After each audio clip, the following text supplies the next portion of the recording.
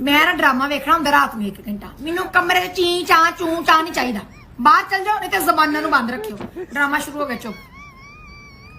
नहीं वे नहीं इस बुड्ढे दी वजह तो एडा सोहना खसम छड्डिया सुन।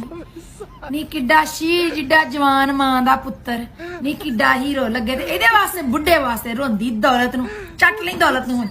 खोज मारे दी बद नसीबे ना भी मेरे हाथ च पानी मार एक गिलास दे मुंह दे ना मेनू पता ड्रामा है किड्डी तकरीर लाई मां ड्रामा है ड्रामा मैं नहीं हां देखण नहीं मैं ते इंज बोलना मेरी मर्जी मुंह बंद करो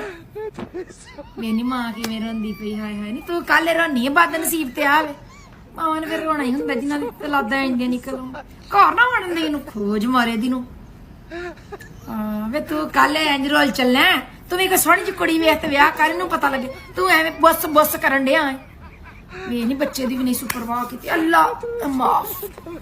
अल्लाह माफ अल्लाह माफ तौबा मेरी इस्तगफार तौबा मेरी इस्तगफार ये बुढ़िया ने लोकी आंदे ने औरतां फिटे मुंह करो एहो जिहा वे नहीं किवें चतर चतर चलांदी पई ज़बान उस खसम दे अगे बेशरम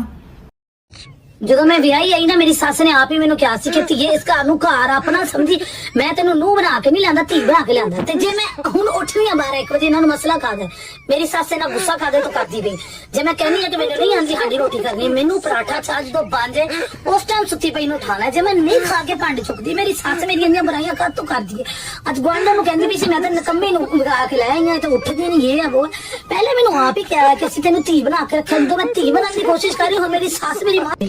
मेरा तो बहुत बड़ा फ्रॉड हो गया पहले मैंने इन्होंने क्या क्यों सी तेन धी बना के रखांगे हुण मैं धी बन रही हूं तो मैं केड़ा गुनाह कर रही हूं नहीं आंदा मैनू काम करना मैं पिछे भी नहीं सी काम करती है